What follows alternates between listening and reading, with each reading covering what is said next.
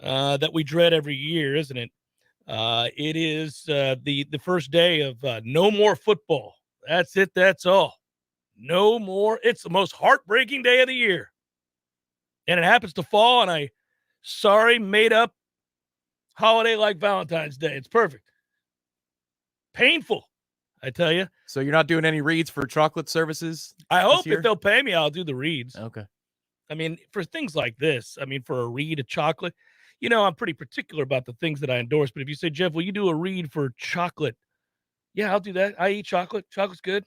I'll do that. If you get stuck having to do all this Valentine's Day stuff, that's on you guys. Chocolate's good year round. I'll read that if you want me to. But I don't think we got any. So anyhow, the worst day of the year is the day in which we say goodbye to football. You say hello to the new world champion, Los Angeles Rams. Congrats to the Rams. They anteed up, pushed the chips in, and won it. It doesn't make them likable, but it is smart. And if you're going to do it, if you're going to ante up, and you're going to go out and buy a bunch of players and mortgage your future, then you have to win. And they did. They nearly didn't, but they did. And that's all that matters. So if you're a Rams fan or player, obviously, you're elated. And it's got to be satisfying because that's what you do when you decide we don't need these draft picks. We don't care about the salary cap. We're going to get these guys because we think we can win right now. And they did. It was a weird game. My take on this game was that it wasn't good. It was not a good game. Now, that's interesting. I didn't think it was a good game. I thought both coaches were terrible in this game. McVay tried to face plant for the second time in a Super Bowl. Boy, when that guy gets to the big game, you don't want him anywhere near your playbook. He's awful. I don't know how many times you're going to run on first down when you're you have a negative 10.1 rushing EPA on 18 carries. It was one of the sorriest rushing performances in the history of the postseason. But, hey, we're going to keep on running. My man, throw the football. He decides to out of sheer desperation for the final drive. And guess what? They scored throwing the football. He was terrible. Didn't really deserve to win the game. Felt bad for Cam, didn't you? Like, man. That was a toughie. There's maybe one run where I thought, well, you could have done a lot more with that, Cam. Right. What are you doing? Yeah. Clearly he's protecting the football with two because of the Tampa incident. Mm-hmm. But there were a lot of other runs where there was no time whatsoever. Cam had to break and bounce outside. And I'm thinking, is he getting greedy? Or is that what needs to happen? And then you see the replay and it's evisceration between the guards. And you're like, well, he's got nowhere to go. Yeah, that happened probably 6 or 7 times. Yeah, both offensive lines were dominated by the defensive lines. There's no doubt about that. And that made for tough sledding without question. I thought it was they were two pretty miserable offenses. Now, you can argue if you're going to argue against my take on McVay, you're going to say, well, I think they wanted to throw the ball, Jeff, but Odell, who was lighting it up on his 2 catches, by the way, what a bad beat that is. If you had the Odell over on the yardage of 60, and maybe I did, how about 2 catches for 52 yards? They can't stop him, and I'm out for the game. Now, I'll tell you something. Good on you, Prize Picks. Prize Picks is where I had one of those wagers. They refunded my money. They called it an injury refund. What? Yep. That's amazing. They sent me a notice. I got an email. I'll read it to you. Who does that? That's part of the game. Prize Picks does. Use the promo code Warchant. Yeah, man, they do. They sent it back to me. They're like, look, you got screwed. We know it. The world knows it. You were on the right side of that bet. He was going to cruise past 60. I've been riding Odell's yardage totals every week on Prize Pick because I don't know what the hell they're doing. Every week it's like 52, 57. Like, that's who he's throwing to. When are you guys going to get it into your head that it's not Odell from Cleveland? It's not out of shape Odell. He's the guy again. He's running just as fast as he ever did. And they kept putting those props really low. He was going to cruise right past the 60, but then he got hurt. Anyhow, as an aside, you might want to argue, hey, I think they wanted to throw the ball. He went down to injury, and so they went away from it. Well, that's a pretty flimsy game plan. If one guy goes down and you can't throw anymore, I mean, what are we doing? Yeah, the one interception to 18, I forget the guy's name. That's a bad ball, too. They kept on killing the receiver. I'm like, what are you talking about? No, it's a bad ball. That's a really bad ball. he didn't play all that well. No. He didn't play that well. I'm happy for him. The game in Tampa was a far better performance, start to finish, than this game in the Super Bowl. And I'm happy for him, by the way. Matthew Stafford seems like one of the good guys of the league. All of his teammates love him. I was listening to an interview with Megatron. Megatron was talking about how when he goes back to Detroit to support the franchise and the team, surprisingly, he doesn't have any ill will. He loves Stafford. He talked about how hard he works and all that. I was like, okay, that's good to hear. I've never had anything against him. I liked him when he was at Georgia, whatever. What a year for Georgia Bulldogs and Atlanta Braves fans. Yeah. Jeez. And so I was happy for him. And obviously I'm happy for Cam. And so, you see that and you think, okay, good to see one of the good guys get it and win. And you have some old school veterans on that club that I was happy for. I'm happy for Cam because of, he's a hard worker. And the nonsense here. I mean, you picked this time in Florida State's history to be our featured player. Yeah. Then there's injury, lack of luck there. Then there's the 2 fumbles against the Bucs, and you wonder, man, does that mean that all of his carries are gone subsequent to that week? They weren't. Yeah. So good. He deserves something good to break his way. Well, and clearly McVay thinks he's Jesus because we're just going to keep giving him the ball despite overwhelming evidence that we can't run. Well, and Stafford said the hell with that on the touchdown to Kupp, too, because that's a called run. Yes. I mean, if I had been Stafford and I was watching my opportunity to win a Super Bowl go out the door with McVay's frightened playbook, I would be like, look, man, we didn't come all this way for you to screw this up. I saw you score 3 points against the Patriots in the Super Bowl the last time you were here. I know about you. You freezing up my ass. When I get into the huddle, we're going 5 wide and chucking it. This is ridiculous. Yeah, it does make you feel a little bit worse than, if the Buccaneers were healthy this year. I mean, better than either of those 2 teams that played yesterday. But you know how many teams watched that game last night and thought, this is the best. These are the best 2 teams. The really. Buffalo market, the Kansas City Buffalo, market, Kansas Green City. Bay. Well, Kansas City gonna be like, well, you lost to this group. Yeah, I mean, right. I mean, but I thought the game actually was entertaining in the first half. First play of the third quarter is great, and then it goes, completely to nothing. The next hour and a half is just a whole lot of nothing. Wasn't real good. I think, sheer desperation leads the way to the victory, and I give him credit. Stafford had to throw it, and they do. On that 15-play drive, 11 of them are throws. Yeah, that's what they should have been doing because they can't cover Cooper Kupp. It's crazy to me to see that the whole world knows that guy's getting the ball, and they don't ever stop him. Nobody does. It's insane. His numbers for this season, playoffs combined, now outlandish. It's the most absurd thing. He averages over 100 yards a game for over 20 games. So you're telling me there wasn't a 3-week spell where teams figured out how to cover him? No. Well, they bracket him or do something. Right. Nothing. Well, hell, the Bucs couldn't cover him when they knew they had to throw it to him. Let's blitz 9. Let's send everybody. Todd Bowles' best friend is what happened with Kansas City and Buffalo that night. Because if it didn't go down that epically in that football game, which felt like the Super Bowl, and neither team made it to the Super Bowl, not the winner of the game, then Todd Bowles would be talked about a lot more right now. My God, that is just an absurd blunder. Well, and when you and I did the Scuttlebucks the next day or whatever, I said to you, I was like, look, man, that guy just cost himself a chance to be a head coach. I mean, that performance, and he was bad all year. I don't know what happened. You know what was crazy about last night was that final play for Burrow. When that football is in the air, I'm thinking it's going to be complete. That looks for a split second like, oh, my God, that's going to get – I think it was P. Ryan who was there. Well, there's actually no reason for P. Ryan to be in the game. They continued to give him the ball on 3rd and short and 4th and short. I'm like, man. Well, that was another thing that was crazy. Like, you're over on Mixon's rushing total hit. But it didn't feel like they were it was more like watching us play this year in Tallahassee, which is there are explosive runs, but there is no sustained 3- and 4-yard run. That's what it felt like for Cincinnati, because I thought they said, well, Cincinnati can run the ball tonight. Collinsworth said that in the 3rd or 4th quarter. Oh, he was terrible too, by the way. I don't feel like they can. By the way, he was terrible too. Collinsworth was awful last night. That was a bad day at the office for him. Everything he said was filled with hyperbole, over-the-top nonsense. It was crazy. Anyhow, the game. Boy, you hated the game. No, I love. If Joe won it, would you be feeling differently fundamentally? I'd be happier because I was rooting for him. But I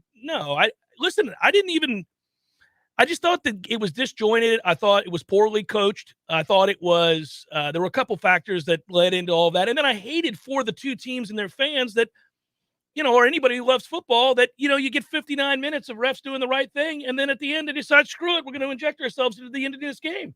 What are we doing? They came so close to calling a good game. They came really close, and then they decided to screw it all up. It's frustrating. You can't call that 3rd and 10 holding on Wilson. You cannot call that. There's nothing there. You can't call that. You've let him play the whole game, and then that's going to set up 4th down. Rams probably don't go down and score. No, I think they might kick it there, actually. Yeah. Yeah. So it's going to be 4th and long, and instead you call that. In the last 2 minutes of the game, you involve yourself completely. Yeah, I feel like they might have kicked and played defense at that point and tried, because their D-line was dominating so much that I don't think it's a bad call of 4th and 10 from whatever it would have been, the 15. Yeah, you might kick it, get it to 2019, and then you got your 3 timeouts and roll the dice from there. You can't call that. It's a shame. It's a shame. And the NFL, and look, at the end of the day, whatever. I'm not a Bengals fan. I'm certainly not a Rams fan. I'm fairly indifferent about the Super Bowl when my team's not in it. I just want to see I want to see a great game. Yeah, I'll pick a side. You never watch a game and don't actually have a side that you're rooting for, either because you're gambling on the game or you just inherently like this player more than that player or whatever it might be. You're going to root for somebody. But as rooting goes, yeah, I mean, I like Joe Burrow a lot. I'm on record before the draft as saying that's the guy, right? Love that guy. So I'd like to see him win it. And those Bengals fans have suffered a lot. So, anytime you get a fan base like that, I'm pretty much rooting for him to get a win. But it really, that's not the reason. I've just sort of like the second half, outside of that first play of the second half, you got a whole lot of nothing and a lot of fearful play calling, I thought, for both sides. I would also say that, one of the things that we recognize going into the game, it's so rare that it plays out this way, but I mean, we said bottom line was I doubt Cincinnati can block the Rams. They haven't been able to block anybody for that matter. Well, has there ever been a more glaring opportunity and need? Like if you're Cincinnati, you're that close to winning the Super Bowl. Another 15 yards and that kid's going to make the kick and you're going to overtime. And you could steal a win against a team whose roster is a lot better than yours, which, once again, 2 fingers to my eyes, 2 fingers back to McVay, who's always circled as a genius. I'm like, my man, your roster is infinitely better than their roster, and here we are again. So, but if you're Cincinnati, you're saying, all right, if we just spend all of whatever assets we have, whatever we have to do to go out and retool this offensive line, we're set. Because they're pretty good on defense, although I tell Eli Apple to go to hell. Oh, man. How do you get lost there? He's awful. But, so I would be moving on from him. But, yeah, I don't know how it's the goal line. But so bottom line is if you go get that group up front fixed, they'll be back. They'll have a chance. They'll certainly be there. I mean, unfortunately for them, as great as Joe Burrow is. Yeah, you got to run that gauntlet again. You got to do that again, man. Because Kansas City's not really going anywhere, and Buffalo's really not going anywhere. So that's a toughie. That's why when you get there, you need to blow out your opponent like the Bucs did. Well, if you're the Rams today, you exhale because this was so much more about if you don't win it, you're screwed from now until you can get this cap situation righted and reclaim some draft picks, of which you would have a bounty next year when you finish 2-14. Hey, I said it last week. Did you see that in the sports media circles, there's talk that McVay is going to walk away and join Monday Night Football? He should. Of course. Now, you got the job done, but yeah, he knows what's coming. He knows that firestorm. Yeah. That place is going to have 35,000 people in it, mostly away fans, in about 2 years for Rams games. Yeah. No, they had to win it. And they did. So, that's the thing. When any team does what the Rams did, and to some extent, every team does. If you've done a good job of drafting, like if you take the Bucs, for example, the Bucs team, that roster was loaded before they went out. And then Tom Brady said, yes. Now, did Brady take him over the top? Without question. And anybody could have signed Brady. Anybody could have, but he came to Tampa. Thank goodness. The only other thing that they really did was obviously Antonio Brown. He convinced the team to take in. I would maintain they would have won the Super Bowl anyhow, but they did. And, of course, Gronk came in. Now, those are big 3 acquisitions. Those are a big deal. They are. But everybody else was drafted. Evans was drafted. God was drafted. Vita Vea was drafted. That defense was drafted. Everybody was drafted except for JPP, really. And he'd been there a minute, though. Yeah, he'd been there a while, and nobody really wanted him with half a hand. So it's like, look, at the end of the day. Hey, man, he played well before this year, though. He was a good player. Oh, I'm not ripping him. Oh, okay. I'm saying nobody in free agency really wanted him because he had half a hand. He blew it up being an idiot. So, he did play well for us prior to this year where he was useless. But I look at the Rams and I'm like, okay, well, if you're going to do that, if any team's going to do that, and I've argued you could do this. I'm in a weird way, I'm glad they did it because I think it encourages more teams to take those kinds of risks. Now, you want to build your team through the draft for the most part, but if you've got a pretty good core and you're a quarterback away, see Matthew Stafford, go get the damn quarterback and go make a run at it. Give whatever you've got to give. Go grab Jalen Ramsey. I don't resent them for that. It doesn't make you eminently likable, but it is smart. You can do that, but you better win. You better win because you are mortgaging your future. That is it, right? They basically announced to the world, yeah, we're in it to win it. That's this is it. This is it right here. This is it right here. This is it. And when it happens, obviously you get to celebrate it. All right, I've pushed it off long enough. I will have to touch on the debacle in Chapel Hill, and I'm not excited to do so because that turned into a pity party. And that is no way to talk about your team when another team is disrespecting you to the point of not playing hard in the second half because you're no threat. And that's what North Carolina did. It was like when Urban Meyer took a knee against Bowden at halftime with all three of his timeouts in a 17-point game. You're of no consequence. You're not a threat. I'll take a knee here at halftime, Bobby. That was the ultimate insulting moment where I was like, okay, that's it. You can't have that. You can't have people chiding you with their actions, right? North Carolina did that to us on Saturday. That was unacceptable. Jeff Cameron, 93.3 Real Talk Radio, Warchant TV. Stuck in an expensive timeshare contract and feel like there's no way out? I'm almost at $10,000 in 4 years. I've never traveled anywhere. They made this sound that this would be a really good deal, that I could go anywhere, anytime I wanted to. That never worked out. I'm Chuck McDowell, CEO of Wesley Financial Group. I've helped thousands of people get rid of their timeshares. I know all the tricks because I'm embarrassed to say I once worked in the timeshare industry. We've saved suffering timeshare owners millions in debt and maintenance fees. When you're approved as a client, I guarantee you a 100% success rate. We'll get you out of your timeshare, eliminate your payments, and get them off of your back permanently. I honestly would recommend that you call Wesley Financial. They will help you. Call Wesley Financial Group now for your free information kit. If they can't get you out of your timeshare, you'll pay nothing. Call 800-600-9595. 800-600-9595. That's 800-600-9595.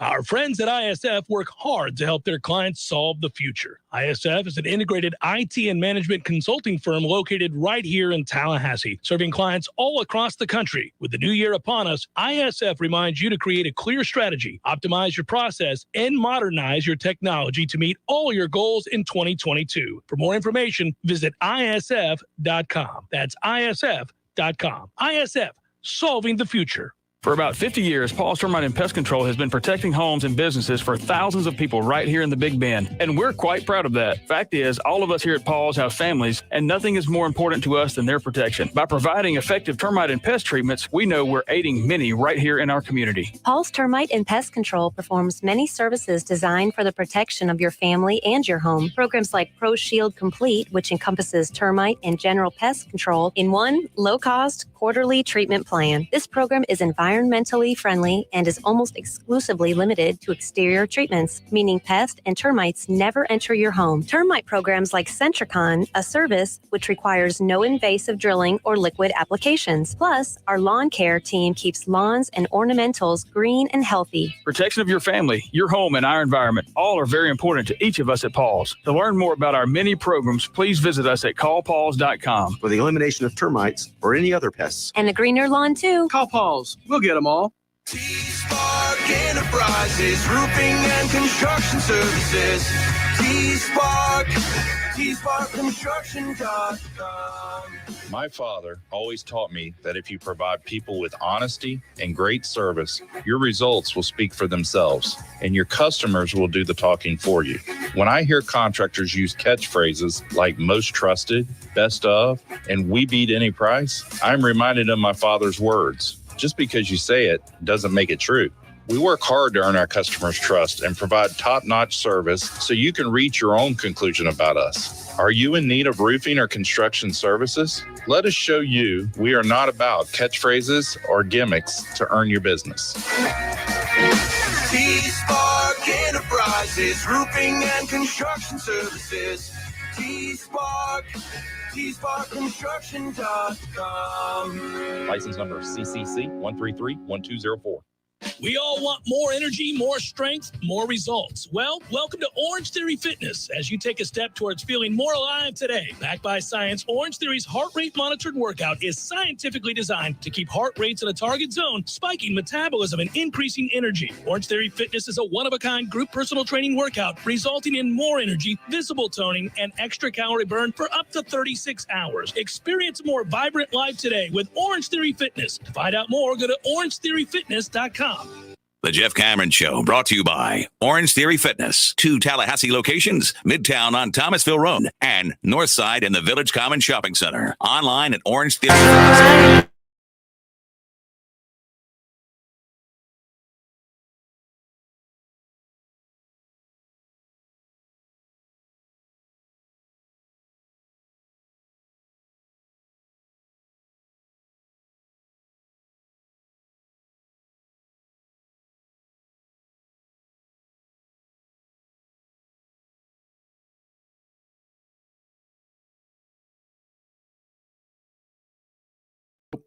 I hate the way that this is set up with the Spotify, but usually there's a 1 second delay when you hit play before this thing's like, okay, this is what you want to play. You want me to play this song? It went in 2 nanoseconds.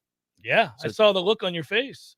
There's usually you wait for the last couple of words of my big voice telling you, you know, 2 locations, whatever. Boom, hit it. The delay syncs up perfectly. It sounds beautiful. This time, drive-by truckers came in hot. Spotify was like Omar Vizquel. You know, there's a ground ball and a hole to short. Here we go. It's all over it today. So I don't know if you did this. I don't like to do this, but I couldn't believe some of the numbers that were surrounding Florida State's game against North Carolina in Chapel Hill on Saturday. This felt like the easiest money you could make, but it'd be blood money. I didn't want to do it, Tom. I was like, man, give me North Carolina all day. I'm going to do alternate line North Carolina. I'll give 15. I don't think Florida State's going to show up. That was my mind. I didn't do it. I didn't do it because I felt guilty. I should have cashed it. Should have done it. I'd have been sweating late. Yeah, you would have been. That's I've been right. sweating late. That second half. 50-32. Yeah. What are we doing in that second half? It's nuts. So, you know, the point of all that is not that I was about to make blood money on my beloved Noles by betting sizable amounts of money and giving a lot of points to them, knowing that this kind of sorry performance was on deck. We knew it. They were injury riddled. It's not a good matchup in the front court. There are a lot of problems for this matchup. Plus, as I told you on Friday, you're going to get a desperate North Carolina team who's right now on the outside looking in, according to bracketology and all of that. They're talking about how, maybe they don't get in. So I'm like, all right, blood in the water. We never play well up there. They're hungry. We're injury riddled, lacking confidence. There is no missing ingredient to this formula. No, everything about it just screamed, take Carolina. They're going to beat the brakes off of Florida State. Now, that said, you can't be down 62-24 at halftime. Say that out loud. First of all, never mind our paltry 24 points, which, Jesus. But secondly, 62. You give up 62 points and a half. It screams, we don't care to be here. We're not trying very hard. We have quit on each other. We don't care. We are not valuing the possessions the way that you are valuing your possessions. And we certainly are not making the most of said possessions the way that they are undoubtedly making the most of their possessions. And so it is that you look at the ineptitude at the half and you say, oh, I see where North Carolina shot 75% from the field. What a half. Problem is, a lot of people shoot that against us these days. Everybody. They went 9 of 12 from beyond the arc. Reoccurring theme. It is a 38-point halftime lead for North Carolina, which is the largest halftime lead that the Tar Heels have ever enjoyed in an ACC game played in the Dean Dome. That goes back to 1986 in that establishment. So long as I've been alive. Yeah. What a year for the Mets. So you think about it. You think, okay, well, what does that mean? Jeff, they're injury riddled. They're young in some spots. Well, it means they weren't playing real hard, and that isn't acceptable. I might note they were also down 24-1. 24-1 to 1. Come on. There's a whole lot to be discouraged by. There's an overwhelming feeling that perhaps when Caleb Mills turned his ankle with 12:35 or thereabouts, I think it was, left in the first half, they decided, that's it, that's all. Now, they weren't making shots before that, and they weren't making anything before that. They couldn't shoot at all, which is also a disturbing trend. But, boy, I'll tell you what, if I'm Coach Hamilton, this was a tough afternoon for a lot of reasons, beyond the score. The score is the score, right? It became basically a countdown to get out. I mean, Carolina didn't play the second half with any sense of urgency or focus, obviously. Yeah, they could have just done a 20-minute running clock second half. Yeah. I mean, the part that I was referencing before the break that really is insulting is that when a team takes pity on you, it's the ultimate form of disrespect. It's like when somebody lets you win at something as a grown-up. I mean, good Lord, that's embarrassing. If you're playing a game with somebody and you're both grown-ups and they decide, I'm going to let Tom win. I feel for him here. He can't win this trivia game. You'd be like, you like that? I got that. That was good. Yeah, that was good. Trivia game. Yeah, Okay. Yeah. So the point would be, when's trivia night? The point would be that you can't ever, it's just blatant disrespect. Like, oh, well, it's Jerry. Jerry, what are you going to do? What are you going to, you just going to beat Jerry half to death out here? Come on, Jerry can't play. 5'7", can't dribble. He's fat. Don't go hard at Jerry. That's not right. You get asked a question, Jason Blank at the 400 unit. Smith, I think Jeff's taking a dive. Yeah, I think he might be. He seems to letting me win. Yeah. This is insulting. So they call off the dogs, and we only lose by 20. Some of our fans will mistake that as a valiant effort in the second half. I won't. No, again, 3 players ended up with nice stats. Cameron Fletcher had his best game. I don't know what to take from it other than we do see the signs of that athleticism that drew our attention to begin with. Now, 16-10 might be the result of this game not mattering to North Carolina in the second half. But, hey, maybe it gives them some confidence. You got 13 points apiece from Matthew Cleveland and Raekwon Evans. But, those numbers, again, are the result of an opponent who just decided you're no threat. We really don't care. What do you do? What do you do? Honestly, because if I'm Ham, obviously I need a lot of these guys to come back. I need Butler to come back. I need Mills to come back. I need Cleveland to come back. But I'm I'm hoping that I want the services of these players who, weren't filled with much of a fight in that first half. It's an important week because now you're on quit watch. Well, yeah. Furthermore, the next game and what happens next time they go down 10 because a 12-2 run after a nice start. You're up 10-6 or something, and now it's 24-12 the other team. They go on a huge run. Well, we need to. This is what we have to do now. Clemson's a guard-heavy team, and we're going to be without our guards or without Caleb Mills. It seems like. I don't know what you do. It's an amazing press conference. Corey pointed it out in his story on warchant.com. You can read where he talked about, look, the injuries are bad, but you have to show some fight. I mean, in essence, that's the article. You have to show that you care to be here and to try. I mean, have some damn pride. But if you're Leonard, I think you're confronting, something above and beyond the wins and losses here. Okay, teams have, programs have bad years. It happens. You look around, programs more established and whose history is richer than ours have had seasons where it's an inexplicable campaign and you're watching somebody lose, 20 games that has real good talent and you're thinking to yourself, what's going on here? It can happen. Injuries mount. You lose confidence with each defeat. Younger guys perhaps hit a wall. All these things add up, and all of a sudden you're on the wrong end of a lot of these results.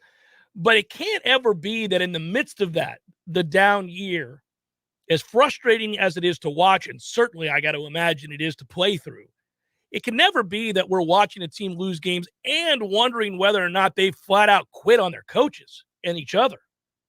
No.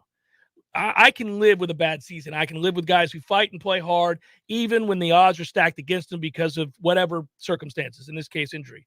That's I can live with it. It's not ideal, but, show me a little something, get better in the areas that you can get better in, play the young players. Let's see them grow. They're going to lose games. They're not experienced enough. They're not good enough. They're not deep enough, whatever it might be, right? But you can't have us out here wondering whether or not you care to play. That's a disaster. And that's tough to overcome. I mean, if that permeates a program or a culture, you got a real problem on your hands. And I never thought I'd be talking like this. No, I think what you need to do this offseason is do what Leonard has talked about, which is hit the transfer portal hard and bring in veterans. You need a veteran overhaul for this roster. I think that's assured. Even if Malik Osborne came back, you need a veteran overhaul. And because the high school ranks are not going to yield, at least they haven't, and it doesn't look like they're going to again, the type of players that are immediate one-and-done types that are going to elevate the program. They could be role players in their freshman years, some of these guys that are coming in, but they cannot be the reason. They cannot be what we devise with our starting five. So there could be a big purge. There's going to be just from graduation and lack and exhaustion of eligibility. Yeah. But the question is, how do you fortify the roster? Because I don't think it's as simple as if Malik comes back, we're okay for next year with what we're adding. I don't think it's that simple. You got to go dip into the portal and find some toughness. A lot of it. In multiple ways, like along the glass and actual mental toughness, all of it. I'm throwing out cash left, right, and center. Here we go, everybody. Come on down. There's a fun game. Yeah, that is a fun game. Orange Theory Fitness, new members. If you join, first class, always free. So go check it out for yourself. Don't just trust me, but go find out for yourself by going in and saying, hey, I want to take one of these classes. I want to hear what it's all about. I want to see what it's all about. I've heard about it from Jeff. Your first month is free when you purchase a heart rate monitor, so they incentivize the heck out of it. You'll love the members there. They're very encouraging, but the coaching more than anything else is what I appreciate, which is we've got an exact science-based exercise physiology that helps you see real gains pretty shortly after joining. So if you want to learn more about it, go to Orange Theory Fitness. There's 2 locations, one in Midtown and one on the north side out by Fresh Market, and find out for yourself. That's Orange Theory Fitness. Your local news now. One person was arrested following a stabbing Saturday night in Tallahassee. A spokesperson with the Tallahassee Police Department said a victim suffered non-life-threatening injuries following a stabbing on South Adams Street near Bass Street. The incident happened shortly before 8 p.m. Officers said the suspect was in custody and there was no threat to the public. More details will be available pending the investigation. A man was arrested for aggravated assault with a firearm on West Tennessee Street early Friday morning. Neighbors in the 2100 block of the street told police they heard screams around 3 a.m. They rushed to help the victim. Enrique Montevallo, 21, was arguing with the victim at that time. When Montevallo noticed the neighbors, he went inside and grabbed a handgun, pointed it at the neighbors, and told them to mind their own business. Domestic battery and aggravated assault with a deadly weapon without intent to kill were charged against Montevallo. This is Rachel Lene with your Real Talk 93.3 Local News Update, brought to you by Macklemore Systems, Tallahassee's go-to Mac store. Check them out online at macklemoresystems.com. This is meteorologist Paul Trombley with your Real Talk 93.3 weather update. Sunny skies this afternoon with highs around 62. Northwesterly winds 8 to 15 miles per hour. Lows dip down to about 32 tonight. Clear skies and quiet. Lots of sunshine outside tomorrow. Highs around 60. A blend of clouds and sun Tuesday with daytime highs approaching 67. 75 Wednesday. This report is brought to you by the Lawn Johns. For all your landscaping and lawn care needs, visit thelawnjohns.com. Right now, 52. What do you need tires on? Your car or truck? Tractor or heavy equipment? At Nice Tire and Auto Service, we have tires for all of these needs. And we service your vehicle from air conditioning and computerized alignment to oil changes and everything else under the hood. Call Nice Tire and Auto today at 574-4100. That's 574-4100 for your scheduled maintenance. National accounts welcome at Nice Tire and Auto Service, 4792 Bluntstown Highway, just west of Capitol Circle. If you weren't the owner of Gordo's and all those wonderful restaurants, Eddie, what would you be doing? You know, I think I'd want to be I don't know what I'd want to be, a boat captain or a cowboy. You know how to use a lasso? No. You'd have to do that if you were a cowboy. Yeah, but I've never even been on a horse. It's not my place to be on a horse. I agree. And the horse thanks you. Gordo's, bringing the flavor and flair of Cuban food to Tallahassee since 1996. Here's what you missed on the Greg Tish Show. Chattanooga, Tennessee. Pastor Tabner was alone with a female church employee. She in a towel and he in his boxers. The charismatic 41-year-old Hurley explained the two of them had been making chili and gotten food on their plates. With the hot dogs that they were making, we are hoping that the pastor used the right condiments. I think there was at least one hot dog involved. I don't know what you're talking about. We were just making chili dogs. The Greg Tish Show, Monday through Friday, 6 to 9 a.m., only on Real Talk 93.3. F. Cameron Show is a production of the Warchant.com Multimedia Network. Check out Warchant.com today for the latest news inside Florida State athletics. That's Warchant.com. Now, back to Jeff on Real Talk 93.3.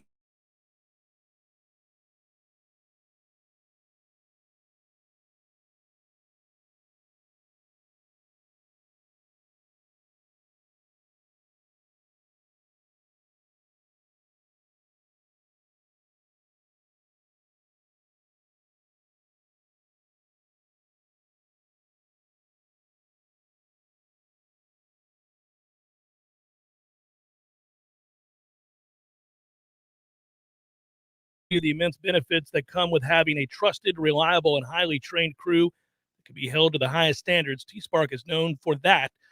Experts in their craft with pride in their work. That's the T-Spark difference. T-Spark is the best in town. Give them a call today, 766-1340, or get a free quote online at tsparkconstruction.com. Did you see where 50 Cent got fat shamed on the internet last night? That was great. I loved that halftime Oh, show. they did a great job. Yeah. Yeah. Well, we knew when you heard the lineup, you're like, oh, it's going to be good. It's going to be really good. But I thought that the layout was awesome. That set was really fantastic. Cool. Yeah, I thought they'd do more with it, like, move around within it, but Yeah. they did enough to go to the different rooms, like the living room. Yeah, they did a really good job. I enjoyed it. Yeah, I thought it was good. 50 was off on his timing, too, for the first verse or so. Yeah. It was like, it's all the fat. Yeah. Man, that was freshman year of high school for me when Get Richer or Die Trying came out. The problem for 50 is that he was in such good shape for so long. Yeah, I The know. second you let yourself go, everybody's like, look at 50 Cent. I mean, it took, I said when he came out, Turned into Centlo Green.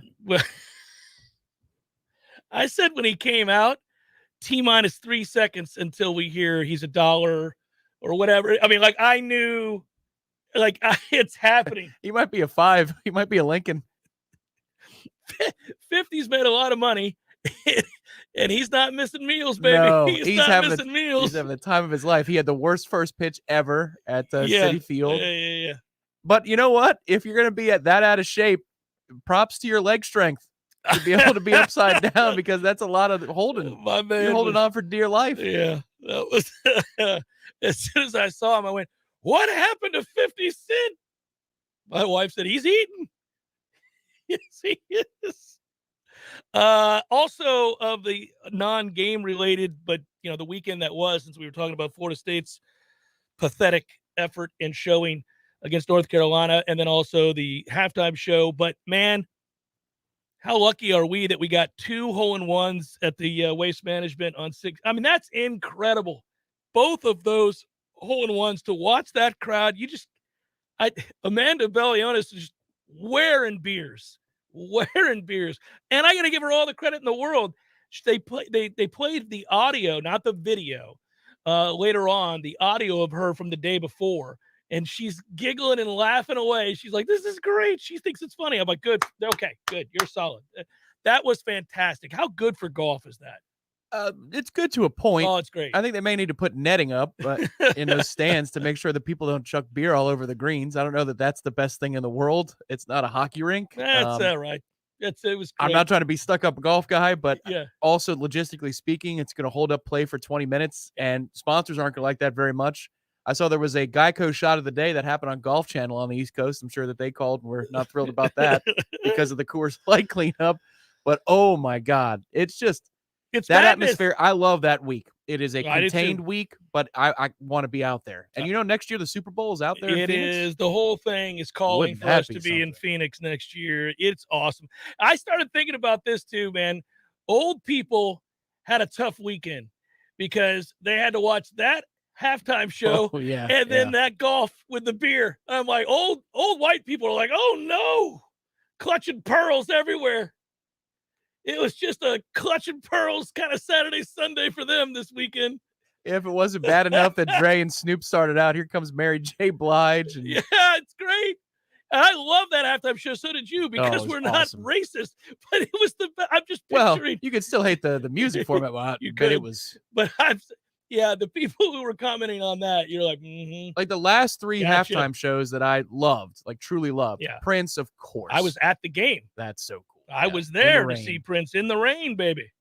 And then I love the Bruno Mars halftime show from about 5 or 6 years ago. He was great. U2's was incredible after 2001. That was unbelievable. Yep, the O2. That is the liner in the jacket. Oh, it's unbelievable. It's one of the greatest performances ever. Yes, but there've been a lot of ho-hum. This didn't do anything for me performances over the years. Last year's was trash. The Weeknd never really had a chance. I don't even know how the Weeknd got chosen. I was okay with that, though, that it wasn't an act I really wanted to see because I needed a break as a Bucks fan. You wanted to go walk around, And I like his songs, but I didn't, it just looked like a bad VH1 music video. Yeah, The Shakira J-Lo one, no. Well, there's a lot of Lady Gaga was good. To tune in there. I mean. Oh man, see, I shouldn't have done that. That's on me. Yes, sir. That's on me for putting that on too. Hey! Just saying, it was entertaining. Nobody tuned into that halftime show for the music, Tom. The J-Lo Shakira one. Nobody was like, man, I hope she plays track 3 off of that 3rd album. It's the Jeff Cameron Show, 93.3 Real Talk Radio, Warchant TV.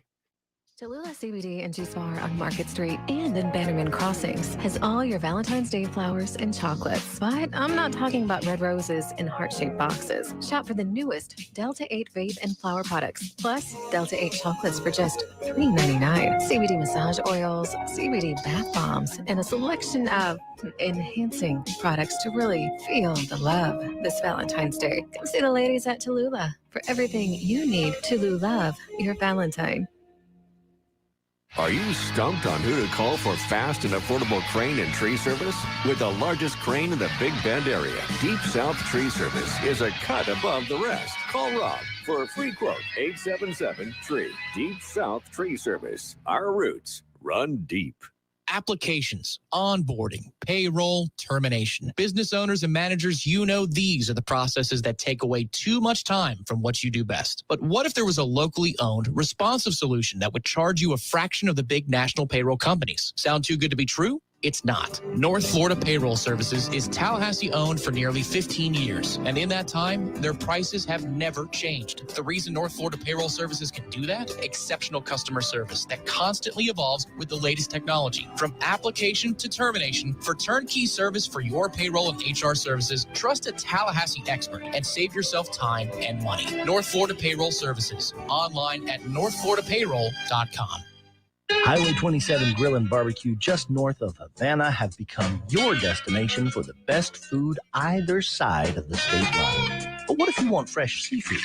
Say no more. Kenny and the crew have got you covered with seafood so fresh, the only way you'll get it fresher if you grow a set of gills. Highway 27 Grill and Barbecue, 1 mile north of the last light in Havana. Highway 27 Grill and Barbecue, open 7 days a week. Get your fill at the grill. This is Patty Wilson. Oh, I'm sorry. We're ready. He's recording. Why are you always saying your last name? It's Patty and Scott. Everybody knows know that. Patty and Scott. I don't know. This is Patty Wilson. Not this is. I am Patty Wilson. What is the idea behind said promo? It's for Patty's Playhouse. We're on Patty's Playhouse Saturdays at 11. Tune in. That's stupid. Just tune in. Saturdays at 11. Patty Wilson, Patty's Playhouse. House talk with a happy ending. Each and every time. There's fun to be had every night at the Corner Pocket. Take home prizes on Trivia Tuesdays and Beer Bingo Thursdays. And kickstart your weekend with Martini Fridays. Plus happy hour runs every weekday and game day specials every time the Noles take the field. Watch all the best games at the Corner Pocket's Vegas Wall, featuring 560 inches of flat screen TV heaven. Oh, really? The best food, the best drinks, and the best place to watch all the games. Tallahassee loves the Corner Pocket. Cameron Show brought to you by Orange Theory Fitness. 2 Tallahassee locations, Midtown on Thomasville Road and Northside in the Village Common Shopping Center. Online at orangetheoryfitness.com.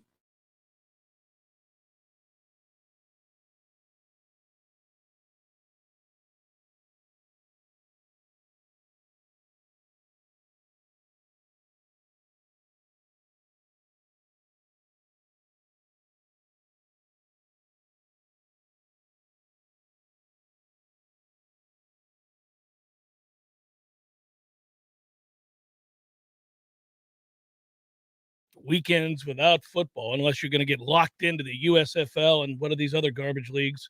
When does that start up? Oh, I don't know. And they've promoted a lot, and it hasn't really doesn't stuck in the resonate. brain. I'm telling you, we're all seasonal, man. It's hard to break the bonds. It really is. If you throw me football in April and May, I'm like, Looking forward to spring football. The tournament, since we're not in it, it's going to have a little bit less of the pizzazz, but it also frees you up to enjoy the tournament for everything. So look, we got March Madness, the draft, the spring game, NBA playoffs. We got a lot of things coming up that I like and that I get excited about. It's just that first day of having to make the adjustment, that reality that sets in. Damn it, man. This Saturday, I'm not going to watch football. This Sunday, I'm not going to watch football. I would just prefer that the university, for me and for a lot of us out there, does not schedule the spring game for Masters weekend. I mean, come on. What are we doing? Plus, there's not a home baseball series. We're on the road for baseball, and it's Masters weekend. That's over, too. I don't like that very much. Over. It's moving day. We'll have one eye on moving day as we're doing the coverage of the spring game, I'm sure. Yeah, I'm going to be locked in on that moving day. I'm going to tell you what. Oh, what? You're going to lock it in with the pregame show, and then you're off to do whatever you're doing. But no, I got to obviously I got to watch. Hey, I see Abdel. I know that NIT is coming. We're not going to be in that. I don't think we're going to win another game. Imagine this. The Ding Ding is devastated. The Ding Ding had set up shop. You know, Ding Ding's like, all right, every day. And then he's like, wait a minute now. They could blow this. I mean, we even have Railroad Square next to the building. Like, we're all set up. The Set up like, shop. man. He's like, smoke them if you got them. Let's go, everybody. Get on board. Let's go. And now he's like, damn it. I got to call the beep beep. So he's putting in the call to the beep beep. And the beep beep's like, ooh. He's so excited. He doesn't get a call very often. Would they accept it, though? I don't know. Oh, the beep beep? Yeah. I don't know. I don't. if it even exists. Does it even exist? Let me check anymore? and see if it exists. I don't even know if the beep beep even exists. It's so frustrating to watch the latter stages of a basketball season, and it's been a long time since we've had to watch the latter stages of the basketball season and not have somebody in the hunt, not have somebody who not only is in the hunt, but is on the verge of, cashing their ticket.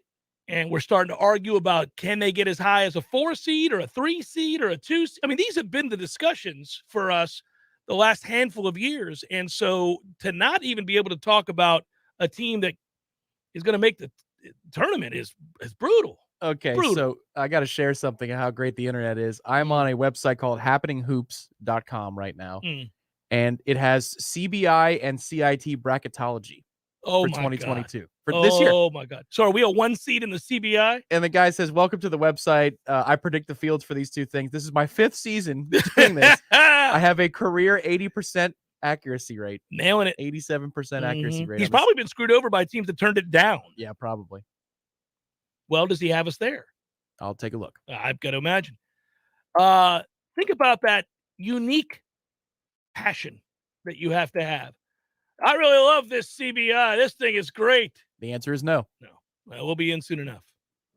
Hey, I have a quick note for you, Tom, that I thought you would enjoy, and maybe you know it already. You might very well. It might be the kind of thing you know because you do like this particular thing, and that is that you like porters. You like to drink porters. Oh, right? yeah, absolutely. You and I both, especially this time of year when it's nice and chilly. Not bourbon porters. No, like why does everybody have to do crossovers? I don't know. They ruin them. I'm with you. But you like porters. Well, I was reading an article, and it had more to do with 1800s England. And it was so I was reading this article. I went down a rabbit hole. And I realized the origination of that word is the reason that they call beer, that particular type of beer, a porter, is that it was consumed in massive amounts by the porters. That is to say, a person who carries a burden, usually like physical items. That's what they did. You dock your ship. One who works at a port. And these people had to take all of your heavy stuff, right? And so, like, if you were moving into, a Victorian house or whatever, and you had all these couches and dressers and stuff, you hired the porters to carry your stuff all over the place, right? Those people were said in the 1800s, right? These people transporting your goods, the porters at the docks, drank so much of that particular type of beer. It hadn't been named. It's named after them because they drank gallons of it every day, and they started in the morning. So they got up. Can't drink all day if you don't start in the morning, right? They got up and started pounding porters because their life sucked that much. This is what they did. What are you going to do today, Steve? Carry around heavy stuff for not a lot of money? Exhaust myself, go to bed, and get up and do it again because I got nothing else. I ain't got nothing else. That's it. Here's a porter. Yeah. There you go, buddy. Start drinking. At least I have this delicious beverage every day. Yeah. Swilling it every day. They believed it made them stronger. Perhaps for a very short window of time it did. Imagine confronting porters at around 3 p.m. back then. I don't think that's all too different now. I mean, just think of season 2 of The Wire on the docks. Yeah. That bar looked like it was open 24/7. I would think.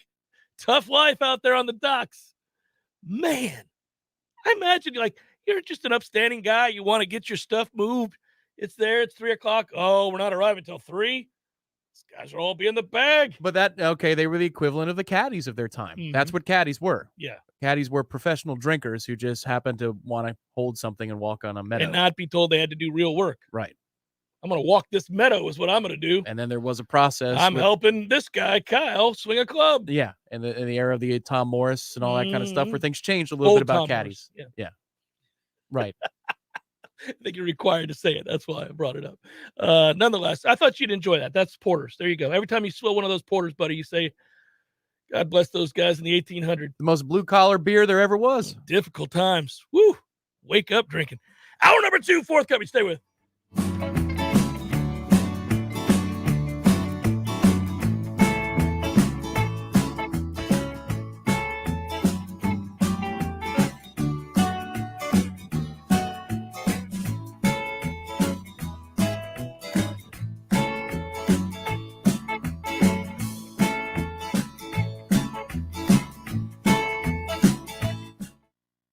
More of the Jeff Cameron Show, live and local on Real Talk 93.3, WVFT, Greta, Tallahassee.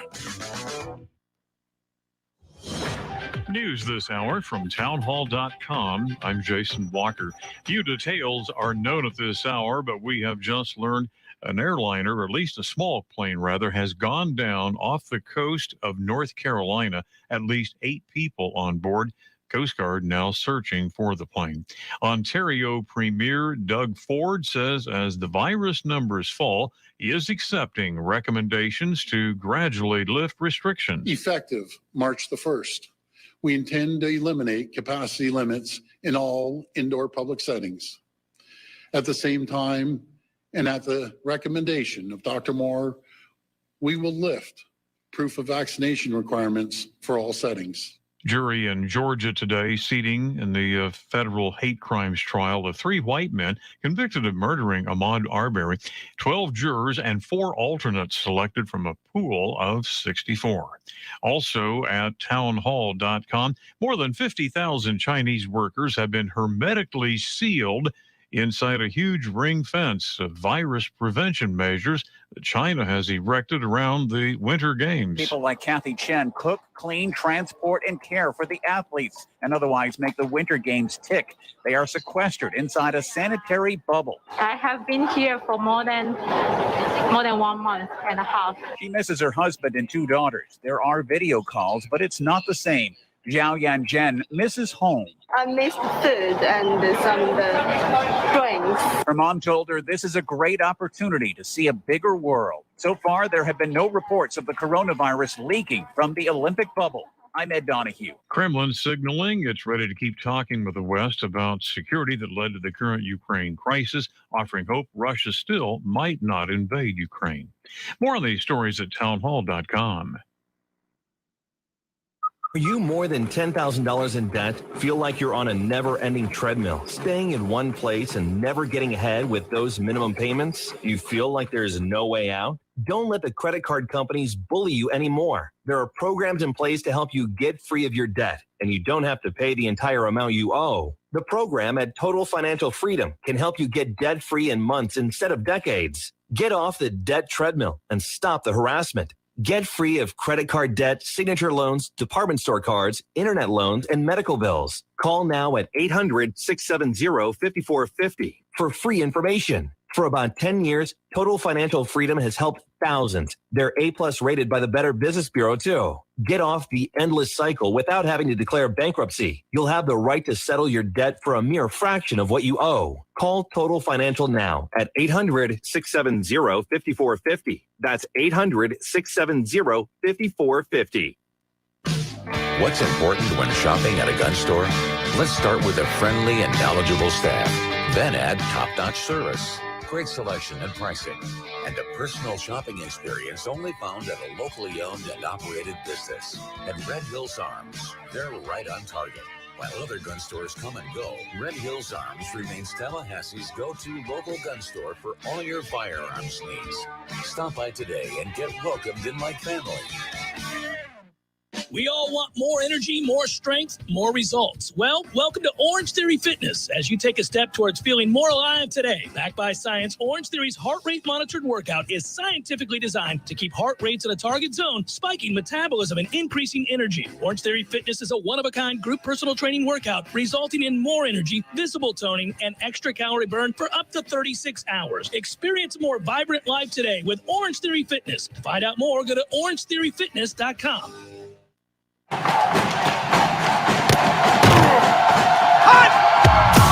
Broadcasting live from Florida's capital city, this is the Jeff Cameron Show, brought to you by Orange Theory Fitness on Real Talk 93.3. Now, stop what you're doing and listen closely. It's time for the Jeff Cameron Show in 5, 4, 3, 2, 1.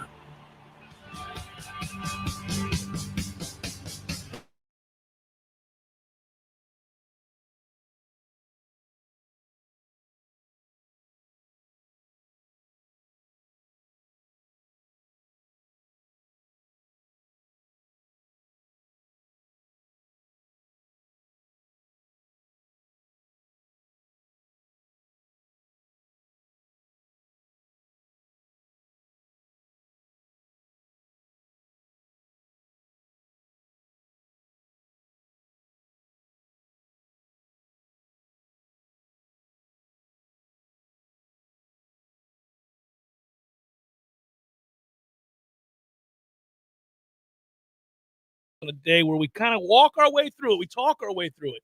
We get through the end of football and on to the next. Although you don't have to wait too long until we have that spring game. So it's not that spring practice provides a little bit of a relief, just to satiate a little taste, just to get you into the dog days of summer. Yeah, basically 2.5 weeks out from the practice itself. And yeah, that's what I'm gonna say. Like, when you're mediocre, spring practice is your friend. Oh, it means a lot. Means a lot. We're going to be watching that very, very closely. And by the way, as an aside, on Warchant.com website, position previews and videos to go along with. I'll be part of some of those. Tom will be part of some of those, and the whole Warchant crew will just mix and mingle and do what we can when we can. But we'll be looking at the offensive line, quarterback position, wide receivers, all of it as we go through this offseason. And you start talking about areas of strength and weakness and need and all that. Who has to emerge, who's being counted on. Obviously, it's self-explanatory when we talk about the quarterback position. Their eggs are all in the basket of Jordan Travis. There's no doubt about that. Going to need him to play really, really well. But then you have all these newcomers at other key positions, in particular receiver, and certainly looking at that defensive line and talking about what has to happen there to replace the strength of the team from a year ago. So got a lot of interesting segment previews. Linebacker, obviously the young man from UCF coming over is a big to-do. You get a guy now who's been so productive. It's going to be fun to preview those. It's going to be fun to watch this spring for the reasons that we're laying out right now, which is that there's real intrigue and some guys really have to emerge. Some of them are veteran players that we've seen a little bit from that we need to step up. Others are transfer portal guys that you're just excited to see play. So here's what's interesting, too. Just something to watch for in spring camp and fall. You believe that Mike knows, Coach Norvell knows that this is a big year. Oh, right? I think so, yeah. Okay. Well, I mean, how could he not? Does that impact the urgency with which and the sound that we hear during practice, how those things are run? I wonder if there is less tolerance for, not that there was anything wrong with the practices we ever saw. You just wonder if the tone changes because perhaps the stakes are a little bit higher, or if he can, this is the standard, this is what we do, this is what we always do. It'll be interesting. Well, and that's okay. So the good news, I think, for that group, for this coaching staff, is they really don't have to change a lot. They need better results, but they don't have to change a lot about what they do.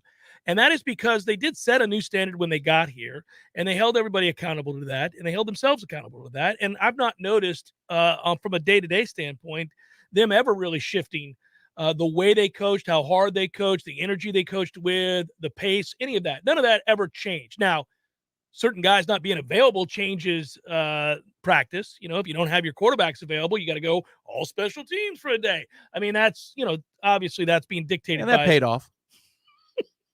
That's being dictated by relative health. But in terms of the messaging and the consistency of message, the urgency with which they coach, the energy, all that, no, that's, they don't have to change anything. They've done a good job with that. They flipped that locker room pretty quickly.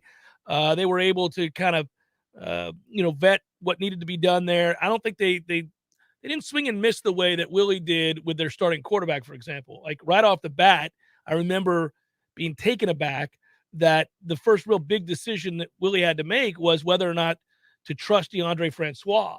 And if you remember, you and I he was right the first time because he lit into him on signing day. Correct, he did. And we were like, oh, good, he sees what he is, which is not a leader. Wildly inconsistent and not dependable. Good. Glad he sees it. And then, oops, he got fooled. And you're like, man, you lose that test. You fail that test. You're going to fail everything from there subsequently because that's the first thing your players see. And, that was heartbreaking. There hasn't been any of that really here. They just haven't been good enough. They got guys bought in. They got guys believing and working really, really hard. Yeah, short of the Jacksonville State debacle, which includes, packages in which McKenzie and Jordan are on the field at the same time. Mm-hmm. Outside of that. Well, that was a colossal error, and they look terrible. And it was a rough night, though. It's the biggest blemish of his time here. It hasn't been the overall record, which isn't good, but it's that night.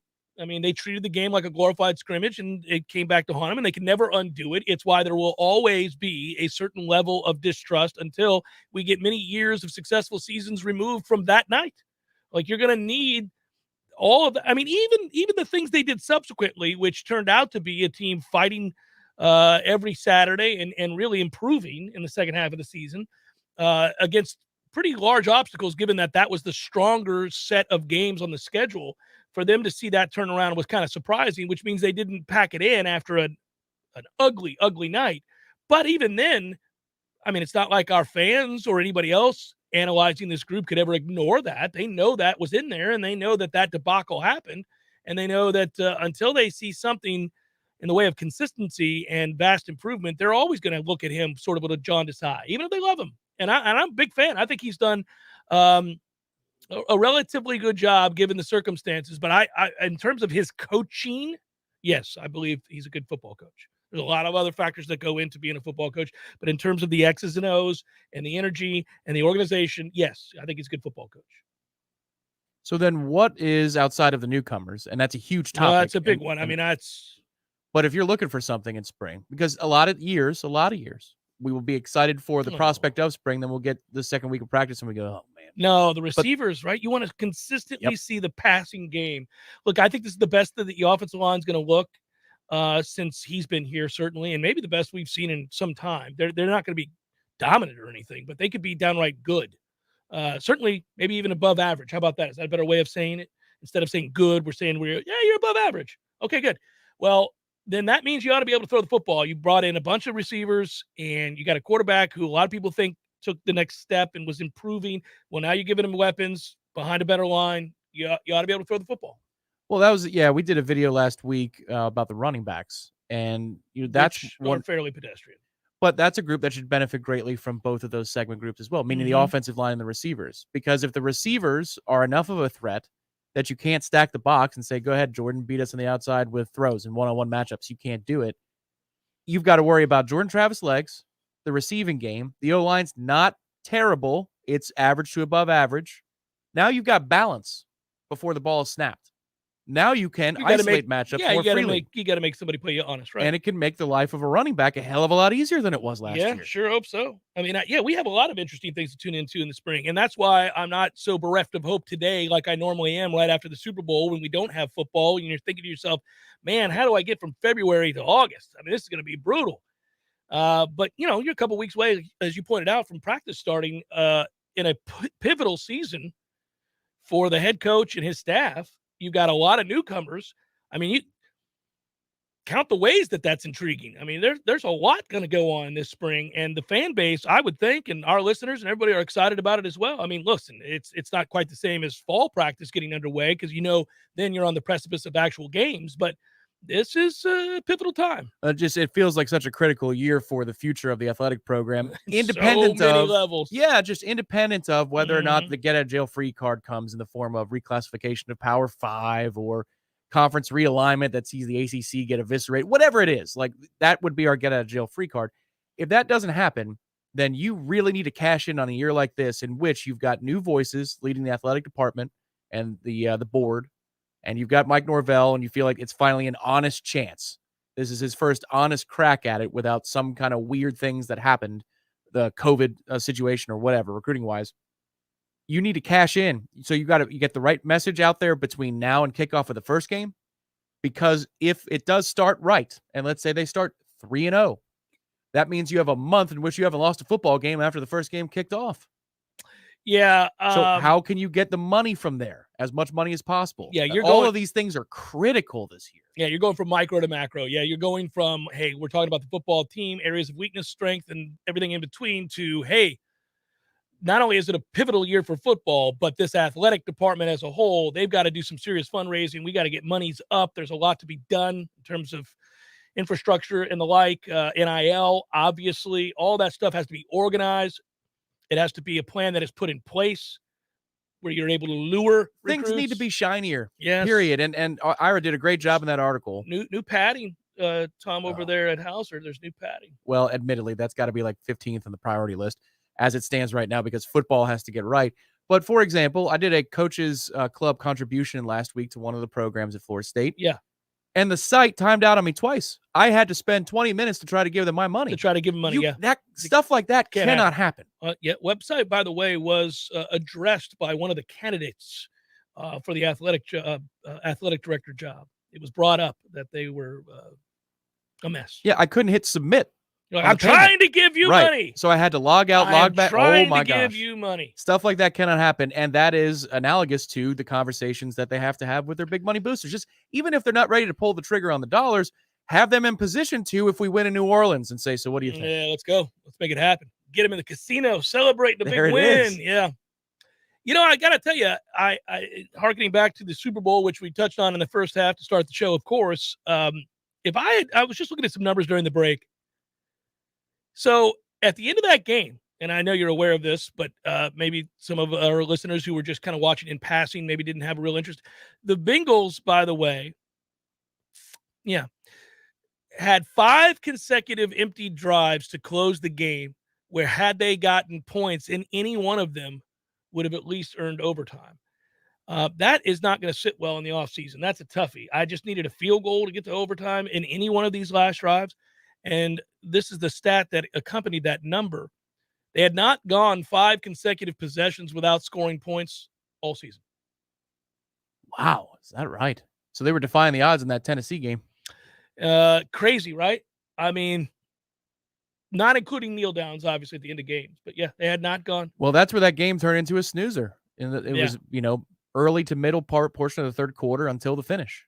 It was just stop after stop. And it wasn't necessarily because you're thinking, wow, unbelievable defense. There were some good plays out there, but it wasn't about dominant defensive play. It was just kind of. It was McVay running his head into a brick wall, scared to death to throw a pass. But Cincinnati won the turnover battle with 2 interceptions. So they protected the football.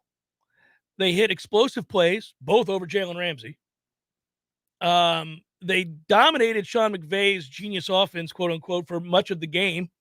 23 carries for 43 yards. What are we doing here? What are we doing, Sean? Should never get to 23. What are we doing, Sean? I mean, after about 15, 16 carries of negative yardage, I'd have been like, okay, all right, this is, we can't block him. Can't block him in the run game. We know that much. Yeah. So let's throw it. Well, which is what they did at the end of the game on a 15-play drive. 11 of those are passes. 7 of those are targeting Cooper Kupp. To Cooper Kupp's credit and to, I guess, the Rams' credit, at some point figuring out that you have a weapon on the field that nobody can seem to stop, whether that's scheme or athleticism or both or whatever it is, timing. But, I mean, how is it?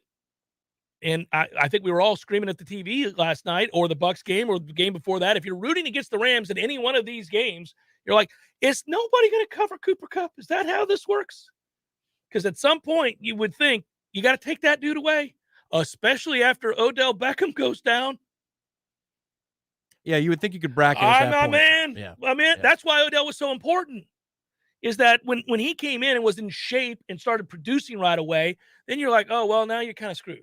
Because now you can't really double. Yeah, and Higbee was, when he was healthy. Yeah. So I'm thinking towards the end there, that's the guy. That's the only guy you really need to be sure you cover.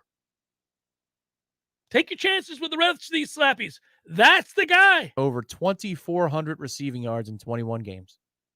It's crazy. That's the year he had. Great feet. He's tough. I mean, you watch it at the line of scrimmage, nobody ever gets a hand on him. It's like, just great feet. Look at this guy. Jeff Cameron Show, 93.3 Real Talk Radio, Warchant TV.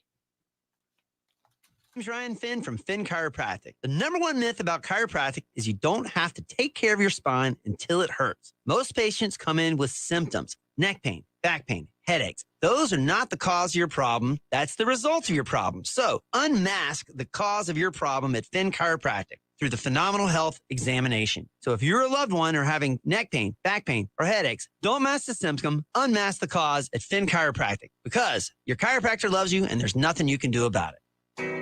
Hi, I'm Jeff, founder of Which Superior Sandwiches, and I'm here to tell you about our signature witch, the Wicked. Why call it the Wicked? Some say it's wicked tasty, some say it's wicked large. One thing's for sure, with oven-roasted turkey, ham, pepperoni, roast beef, and bacon, as well as your choice of 3 cheeses, it definitely takes you from wicked hungry to wicked happy in just a few wicked good bites, only at Which Superior Sandwiches. On Wednesday, the Wicked is just $5. 5 meats, 3 cheeses, $5. When some slithery, slimy something shows up uninvited in my home, I want it gone now. Not next Tuesday, not tomorrow, Today. Pretty sure I'm not sleeping knowing that thing is crawling around in my house. That's why I call Paul's Termite and Pest Control. Here in Tallahassee, Paul's guarantees same-day service if I call before 1. Ants, roaches, mice, wasps, fleas, whatever it is, Paul's responds with guaranteed same-day service. Pretty sure I've never heard that from any other pest company. Guess that's an advantage to being a locally owned and operated company like Paul's Termite and Pest Control. They're here and make things happen fast. We at Paul's know when you have some pest or rodent in your home, you want it out now. That's why in Tallahassee, we guarantee same-day service. You call us before 1, we'll be there before 5, guaranteed. That's our commitment to you. The health and protection of North Florida friends and neighbors is the reason we love our jobs. For the elimination of termites or any other pests. And a greener lawn, too. Call Paul's. We'll get them all. Learn more at callpauls.com. There was a time when a person's word was enough, a time when a handshake meant something and integrity really mattered. Farm Bureau Insurance continues to live by these principles. That's our pledge, and it hasn't changed since the day we got started.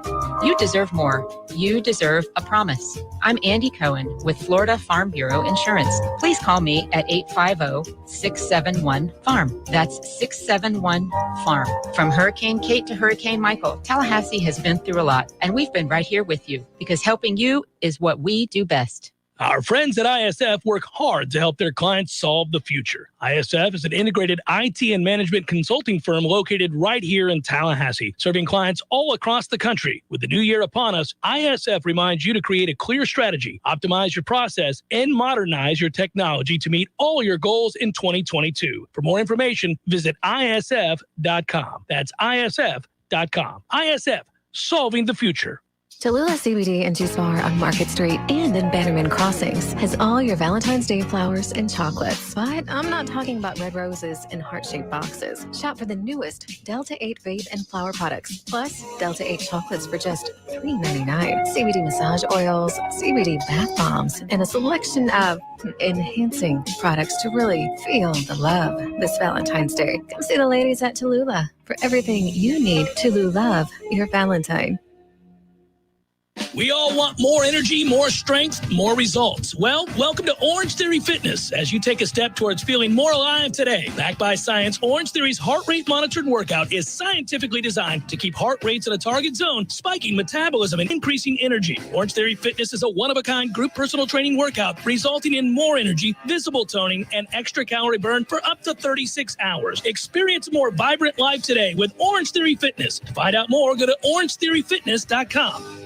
The Jeff Cameron Show is a production of the Warchant.com Multimedia Network. Check out Warchant.com today for the latest news inside Florida State athletics. That's Warchant.com. Now, back to Jeff on Real Talk 93.3.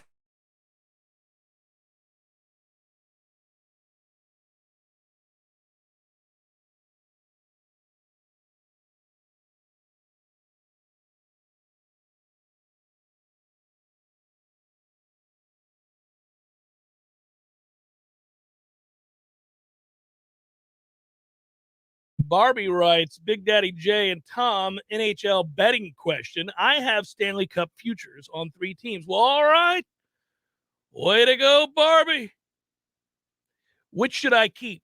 Panthers at plus 1,000. Yes. Yeah, I like that one. Lightning at plus 800. Rangers at plus 2,000. Tom. So do you have to get rid of one? You got to get rid of them. Just hold on to them. Hold on to all 3. You put pizza money on all 3. Those are okay. The Rangers obviously have the biggest value. They're kind of fading. I'd be watching the Rangers right now very closely the next 2-3 weeks as they play. All right. Well, then there's the answer. If you got to get rid of one of them, he's saying keep a close eye on the Rangers. Look, the Panthers have been one of the best 2 or 3 teams in hockey all year. So I don't think they're going anywhere, and they're hungry, and they're really talented. Their home record's absurd, and they're going to have home ice, except for playing Carolina. So Carolina is the fly in the ointment for any of this, and so is Colorado. But in the East, Carolina. In the East, you've got 3 out of probably the 5 biggest contenders. Yeah, I like it. Hold on to the Bolts, who are getting healthier, about to get even healthier. Yeah, they're going to be scary again. They're going to be scary again in the postseason. But again, the Panthers have been great, and they seem hellbent on sticking it to the Lightning any regular season game they play because they're trying to send messages. Yeah, that's the thing is if they face off heads up in the second round of the playoffs, which is, really possible, I would bet the Panthers in that situation because you're going to get great value. I think Vegas is going to overvalue Tampa based on past success, but I mean, we can cross that bridge in April when we get there. Thanks for asking where I went to eat, Ed. I did not go to your suggested place, but I plan on it soon enough. And thank you for the suggestion. I saw that later on. I was very pleased. We had a lot of people say, "Oh, how about this place? How about this place?" Okay. So here's a not surprising story, and it's a short segment because we got to get to Ira at the bottom of the hour. But update, I feel like we'll keep doing this update because as long as he's around, this is the kind of guy he's going to be. But free agent NFL running back Adrian Peterson, he was arrested on Sunday at the LAX airport there in connection with what airport officials said was domestic violence. Now, if you recall about Adrian Peterson, me wishing damn near death upon him after he beat the bejesus out of his 4-year-old son with a switch and was arrested for it at the time. He pled it down to reckless endangerment, but initially it was a much more serious charge. Look, felony child abuse, which was in 2014, in which he beat his 4-year-old son with a switch to the point that he had cuts and bruises on his private parts. And other parts of his body as well. Yeah, a lot of times when you say death upon somebody, yeah, you think it's a little harsh. Yeah, not this one. Not this one. No, sir. No. So he pled no contest eventually to a reduced charge of reckless assault on his 4-year-old son. He got a 2-year probationary period. He was fined $4,000, performed 80 hours of community service. He was suspended for 1 year by the NFL. Not a good dude. And now he's being arrested for assaulting his wife, Ashley. But as is the case usually of the abused, she's saying, oh, it's a misunderstanding. She doesn't want to press charges. So it's unfortunate. I don't know what happened in this particular case, but I know his history tells me he doesn't get the benefit of the doubt. So whether he did or he didn't, I'm going to go ahead and assume that he did, given that he'll beat the hell out of a child. Certainly wouldn't think much. I wouldn't think to beat a woman then for beating children. Unbelievable. Chef Cameron Show 93.3 Real Talk Radio, Warchant TV. Ira Schoffel set to join us next. Your local news now. A man was shot during an armed robbery at the Greystone Apartments Thursday night. Officers responded around 10:44 p.m. and found the victim suffering from a minor gunshot wound. TPD says the suspects took some of the victim's belongings and left the area. This is an open and active investigation. TPD did not provide any information about the suspects. More than $91 million will be coming to Florida's Panhandle to continue to support recovery for areas impacted by Hurricane Michael through the Florida Department of Economic Opportunities Rebuild Florida Mitigation General Infrastructure Program. Governor Ron DeSantis announced Friday that the money will go towards things like improving stormwater systems and remodeling sewer systems. The funding will be awarded to 14 different communities in the Panhandle to improve infrastructures. More information can be found at rebuildflorida.gov. This is Rachel Lene with your Real Talk 93.3 Local News Update, brought to you by Macklemore Systems, Tallahassee's go-to Mac store. Check them out online at macklemoresystems.com. This is meteorologist Paul Trombley with your Real Talk 93.3 weather update. Sunny skies this afternoon with highs around 62. Northwesterly winds 8 to 15 miles per hour. Lows dip down to about 32 tonight. Clear skies and quiet. Lots of sunshine outside tomorrow. Highs around 60. A blend of clouds and sun Tuesday with daytime highs approaching 67. 75 Wednesday. This report is brought to you by the Lawn Johns. For all your landscaping and lawn care needs, visit thelawnjohns.com. Right now, 52. See Nice Tire and Auto Service at 4792 Bluntstown Highway today. The ASE trained technicians at Nice take the guesswork out of fixing your car. That's why wherever you see the Goodyear sign, you'll find what you want in tires and service. From preventative maintenance to a major overhaul and everything in between, you name it. Plus, Nice's services are backed by a nationwide limited warranty. Stop by Nice Tire and Auto Service. 4792 Bluntstown Highway, just west of Capitol Circle. If you weren't the owner of Gordo's and all those wonderful restaurants, Eddie, what would you be doing? You know, I think I'd want to be I don't know what I'd want to be, a boat captain or a cowboy. You know how to use a lasso? No. You'd have to do that if you were a cowboy. Yeah, but I've never even been on a horse. It's not my place to be on a horse. I agree. And the horse thanks you. Gordo's, bringing the flavor and flair of Cuban food to Tallahassee since 1996. Here's what you missed on the Greg Tish Show. Of 97 patients, 33 are vaccinated, and 63% are considered incidental. See, this is what I'm upset about. He's basically made up the percentages to look like it's at 100%, but the two are not related to each other. What's 37% of 97? It's 35.89. So why in the hell can't he literally ask iPhone include that in his articles? Maybe he's got an Android. The Greg Tish Show, Monday through Friday, 6 to 9 a.m., only on Real Talk 93.3. The Jeff Cam Show, brought to you by Orange Theory Fitness. 2 Tallahassee locations, Midtown on Thomasville Road and Northside in the Village Common Shopping Center. Online at orangetheoryfitness.com.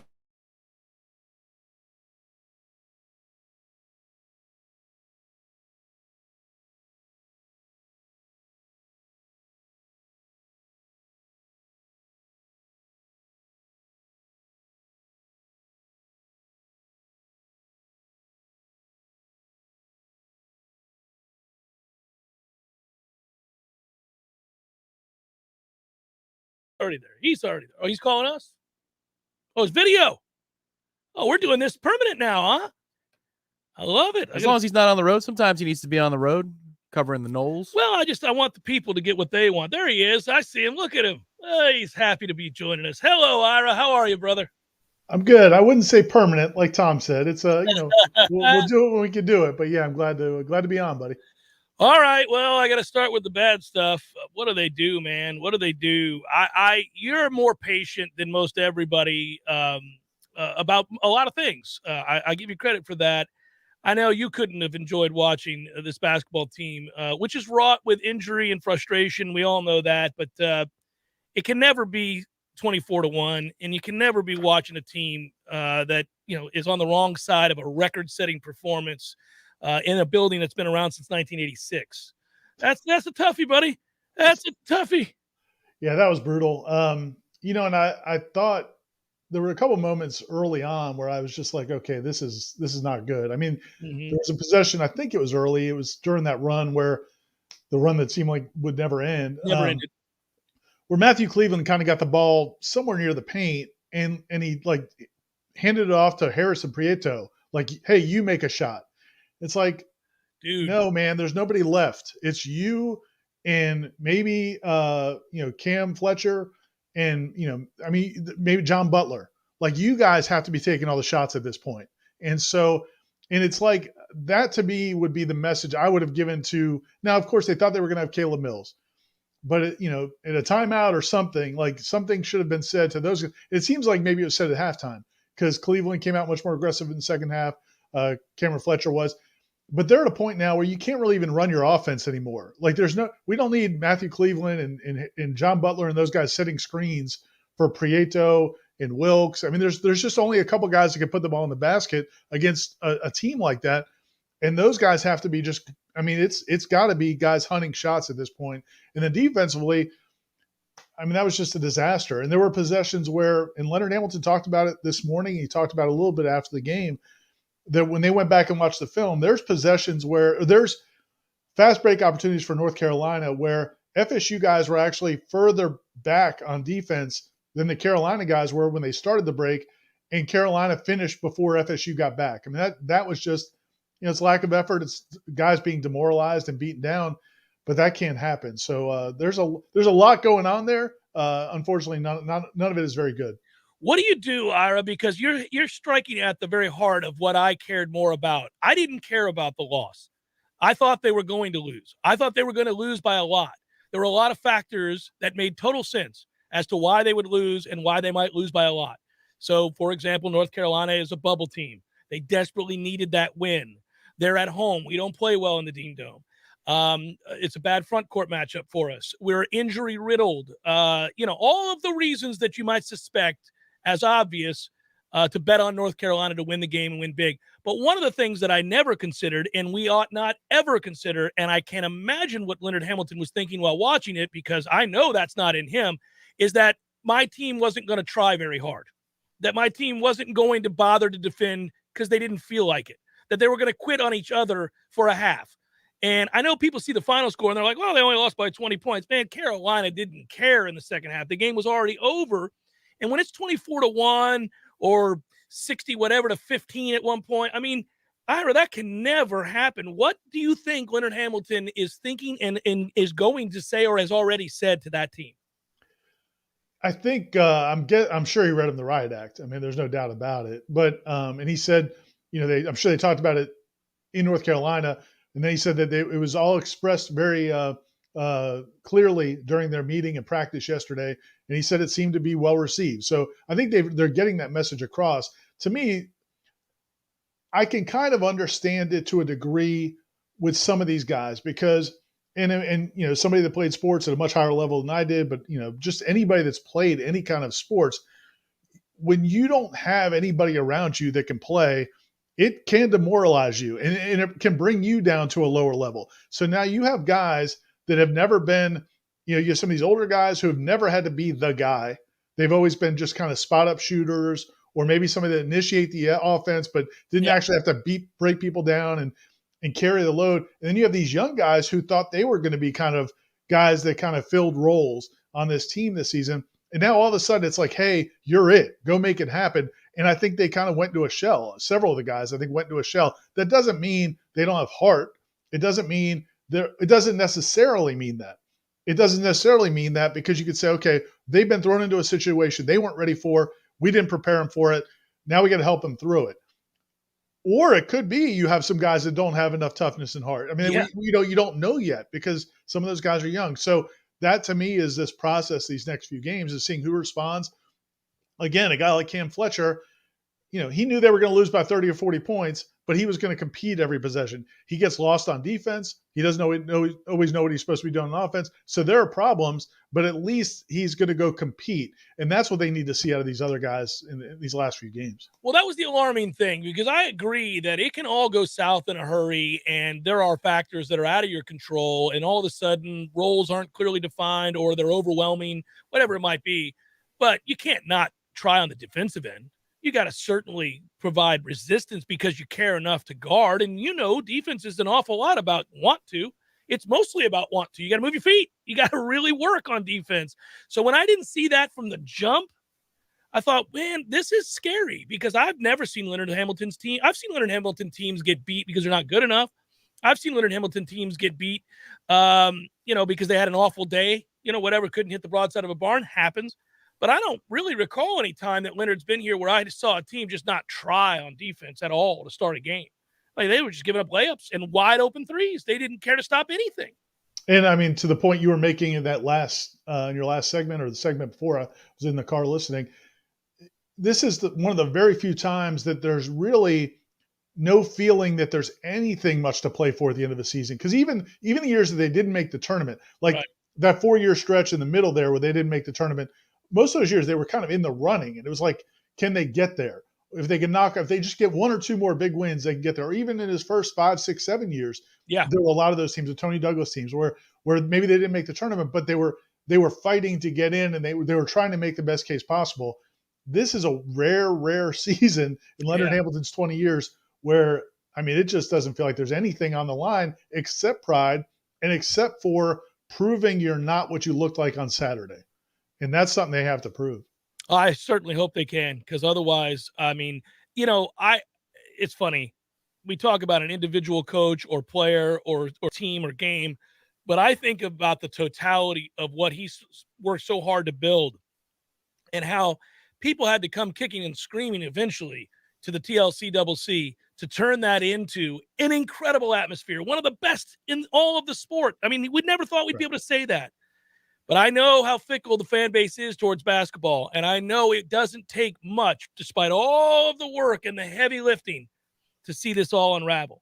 And it's efforts like that on Saturday that will cause nobody to go to those games. And this year is probably a lost cause for most of these games, but I don't want to see this all come crashing down because they've worked too hard and they've had too many great kids come through here. And Ham's, we both love Ham. So that was alarming on Saturday. It was really disconcerting because I know that we're going to be looking at the same old nonsense we used to look at before this place became a house of horrors for teams in the ACC to come play at. Well, in the last home game, I mean, it was a 9:00 game, but the crowd was not really there and was not into it by any stretch.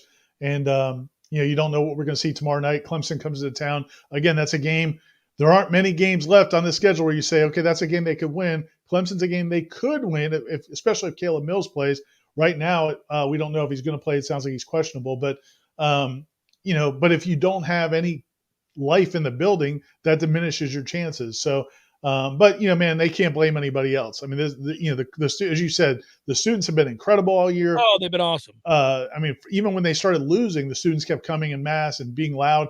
These guys have, they haven't created this situation because a big part of it's the injuries, but this is the situation they're in. And if they're going to come out of it and just, again, nobody's expecting them to make a run here, but just to play with some pride and effort and energy and physicality.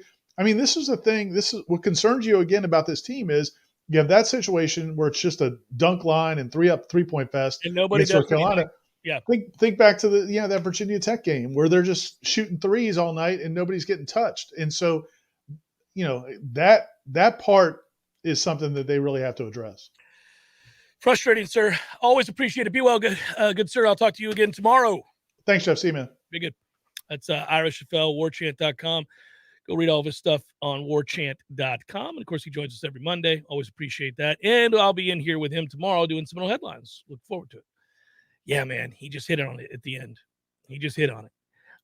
I get in trouble because I'm a little old school. And I'll say things, I've been on the air long enough to become old school, I guess. But I say things that 10 years ago nobody would be upset about, but now people, very sensitive. And when I talk about running through somebody, people, I always invariably I get an email or somebody's like, what are you talking about injuring people? Man, look here. Athletics, games are very physical. There's a mental and a physical part to all of it. And there are things you can do to make people uncomfortable for as long as the sport's been played. In baseball, people move people's feet. If I'm 5 for my last 8 in the box, or I've hit you, you're pitching to me, Tom, and I've hit you at a career, in 25 at bats, I'm batting 500 with a couple of dongs. Look, man, that first pitch might be high and tight. You're going to move my feet. You're about tired of getting worn out. That doesn't mean you're vicious or you're out to ruin my career. It means you're a competitor. If you're steady stroking threes and I can't get out to you, or you're way too comfortable, like I've noticed you're very comfortable, it's a hard closeout is all I'm saying. That's a hard closeout is all I'm saying. I'm glad I can shoot threes because apparently I can't pitch and I'm not good at trivia. But at least I got something going for me. I can make some threes. But that's a hard closeout, Tom.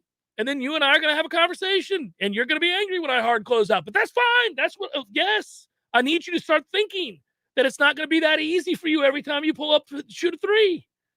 That there may be a hard closeout coming, Tom. Hey, I go even, as far back as the Florida game, and they had wide open threes left and right. They couldn't hit them, or else that game would have been over a lot earlier. Yeah. And it ended up being academic, and there was a resounding message sent by University of Florida. They got off the schneid, but that whole game was open three in rhythm after open three in rhythm. So you got to shake people. You got to let them. Now, it doesn't mean that you just clothesline somebody. I'm not saying that, but hard closeout, everybody gets it. They know what I'm talking about. And, hey, listen, if he comes back from that and he's mentally still focused enough to make those shots and not really ever think about your hard closeout, then okay, then credit to him, off the cap. But at least you did something. Yeah. Well, at least you did something to shake him up. And if we have the 2-foul rule going on and I'm a walk-on who's in there because everybody's got 2 fouls, then I might clothesline somebody. Yeah, you might what the have. hell does it matter? You might have to do that. Oh, no, I've been suspended. Oh, yeah. But, man, you can't just allow people to do whatever they want without impunity. I mean, these guys are just with impunity. They're just whatever they want, just dunk, laughing, threes, chest bumping in the middle of the court while the game's going on. I'm like, what are we doing here? Need a little bit of Hoosiers. If we're going to go together into the trophy case. Just, man, no fight. That was just wrong. Jeff Cameron Show, 93.3 Real Talk Radio, Warchant TV. T-Spark Enterprises, roofing and construction services. T-Spark Construction.com. We conquer all peaks. We fix those darn leaks. Call 850-766-1340. T-Spark Enterprises, roofing and construction services. T-Spark Construction.com. License number CCC 1331204. When you are approaching retirement, there are a lot of questions to answer. Do you have enough money to fund your income for life? How should you claim Social Security? And what's your plan for health care and long-term care? Pete Tyson and Preservation Financial Group are here to help you preserve your retirement. The team at Preservation Financial Group can help you get organized, guide you through critical retirement decisions, and create a comprehensive income plan designed around your needs. Don't leave your retirement to chance. It's crucial to understand and address relevant risk before you retire. To schedule a free, no-obligation consultation, reach out to Pete Tyson and Preservation Financial Group today. 850-523-6118. That's 850-523-6118. Or visit them online at preservationfinancialgroup.com.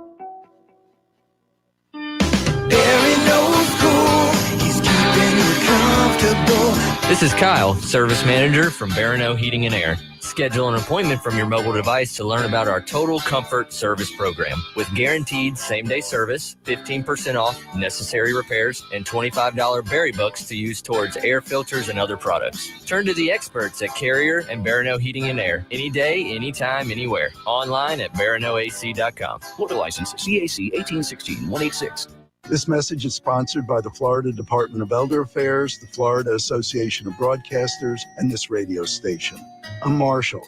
I'm a volunteer with the Florida Long-Term Care Ombudsman Program. Now more than ever during the pandemic, Florida long-term care residents deserve the best care and quality of life. I invite you to join me and hundreds of others in advocating on behalf of people who can't speak for themselves. Visit ombudsman.myflorida.com to join us today. Live and living color and totally free. Subscribe to Warchant TV on YouTube, the digital home of Warchant.com. From the practice field to pregame and the phone calls afterwards, Warchant's YouTube channel is home to live programming like Seminole Headlines, Wake Up Warchant, The Jeff Cameron Show, as well as Trench Talk, a live Q&A with Noles offensive lineman Devontae Love-Taylor. Just search Warchant on YouTube and click or tap the subscribe button. That's it. It's totally free. Warchant TV on YouTube. Just another reason we're the ultimate Seminole sports source. The Jeff Cameron Show is a production of the Warchant.com Multimedia Network. Check out Warchant.com today for the latest news inside Florida State athletics. That's Warchant.com. Now, back to Jeff on Real Talk 93.3.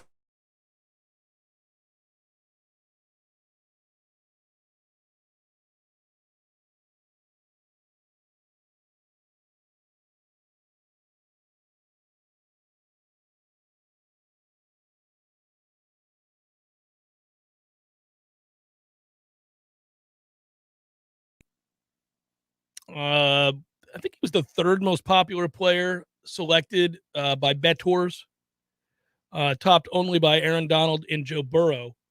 He was the third guy picked on that list. And he was also the most bet person to score the first touchdown of the game. That went to Odell Beckham Jr. But Kupp was minus 190 for anytime touchdowns, and he scored 2 of them. And, he's just the second wide receiver in the last decade to win the MVP. Interesting, because I don't think it necessarily was the wrong decision to have him as MVP, but when they announced him and not Aaron Donald, I was pretty stunned. You know why? The votes have to be in from the press before the 2-minute warning. Right. Which is ridiculous. In a game that's decided by a field goal, the last 2 minutes are pretty important. Aaron Donald was unblockable when the game was on the line. I don't know. And how many sacks did they end up having as a group?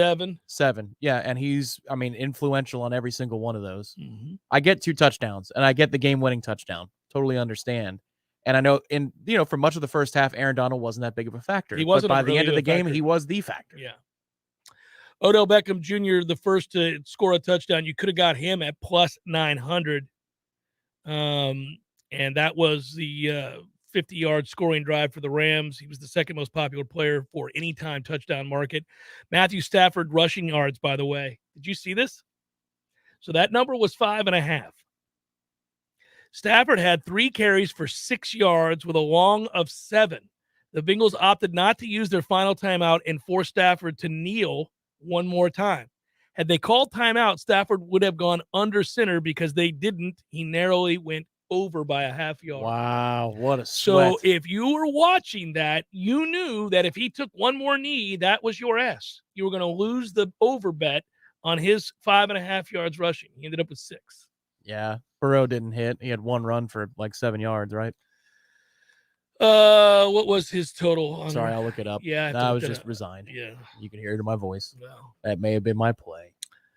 Thank goodness my Prize Picks people that you can be a part of. Use the promo code Warchant. They gave me an injury refund. It's in my account. They let me know via email, Tom, early this morning. Your money's back in your account, Campster. I said, thank you, Prize Picks. I appreciate you. I'm going to bet some more with you. I loved it this week at the WM, man. I put so many prop bets down on golf, Prize Picks. How'd it go? Great. I had Scheffler to win the tournament. That helped. But that helped in my other league, too, where there's more money on the line. I was going to say, I don't know that you can just straight up pick a winner in Prize Picks and standalone. No, you can pick, but you can pick total score. The way they get around it, they get around it by strokes. You're betting strokes, so it's fun. Evan McPherson over 1.5 field goals was -150. A popular player prop. He was even getting a lot of love for the MVP as the 5th most popular option, by the way, at DraftKings. McPherson did kick 2 field goals. You got the over on that. Had he made a third, it would have been to send the game to overtime. And if the game goes to overtime, 2 things are in play. The over is suddenly going to be a very real cashing opportunity. The books did not want that. The books wanted exactly what they got.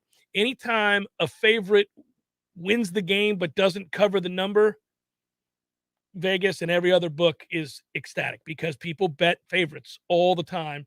And in this case, they got the team to win that they needed to win. They didn't cover. There you go. Is McPherson one of your favorite Gators of all time? Because he might be my favorite Gator. When they showed that he was out there for the halftime show, like, I guess I need to go warm up, guys. Yeah, and he's just sitting there taking in the halftime show. That dude is awesome. They got a lot of awesome guys on that Bengals team, man. Yeah, it's good. Also, Joe Mixon over 3.5 receptions. This I had, but this cracks me up. It was a very popular bet. I knew it would be. But if you look at the manner in which he cashed, he had 5 catches, so barely, for 1 yard. 5 catches for 1 yard. His longest reception was 4 yards, but he was tackled behind the line of scrimmage on the other catches. And, so if I said to you, you'll win on the over 3.5 receptions bet, but he'll have 1 yard. Well, here's one of the things that was good about the game, I thought, the whole way through. The tackling, it was fierce. It was a physical game. There was some bad offense, bad coaching, as you've pointed out multiple times today. It was awful. And running into a brick wall over and over again from McVay.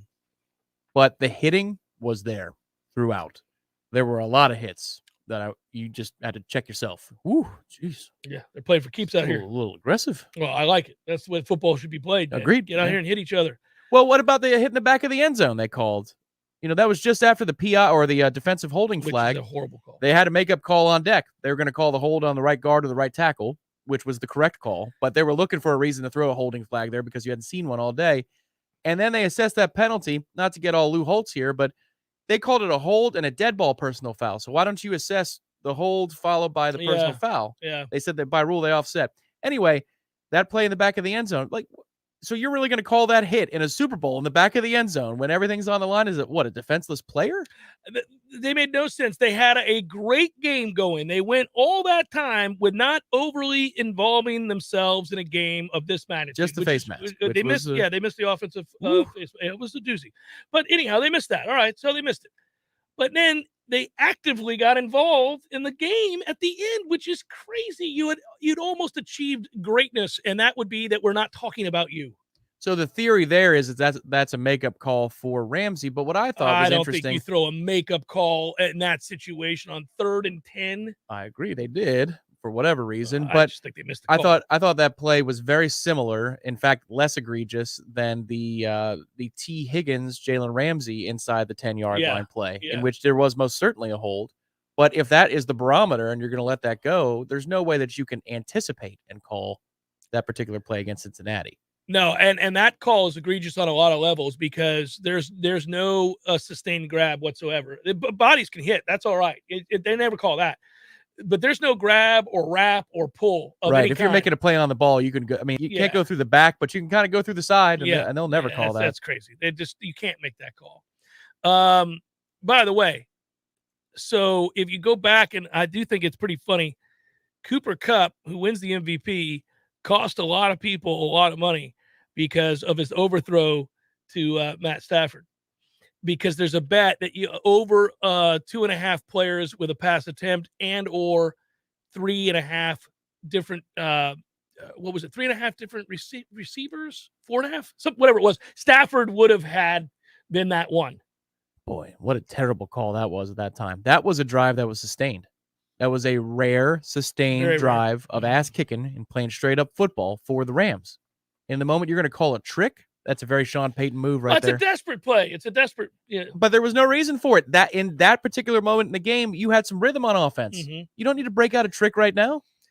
It's a weird year. The Super Bowl wraps, and you're left wondering. You're thinking to yourself, I dare say last year, when you sat down to watch the Super Bowl, and I know I'm biased, I'm a Bucs fan, but if you're just the average fan, you're going, well, the Chiefs during the regular season were one of the best two teams in football, and certainly the Bucs from week 11 on were one of the best two teams in football when you saw them. You didn't turn off your TV. Now you were mad because the game wasn't close a year ago. It wasn't exciting. It was 31-9. It was an ass kicking. That's what happens when the Bucs get to the Super Bowl. They don't mess around. But point is, it's 31-9. You turned off your TV. You weren't like, I bet 12 teams could have beat these two teams. But you did last night.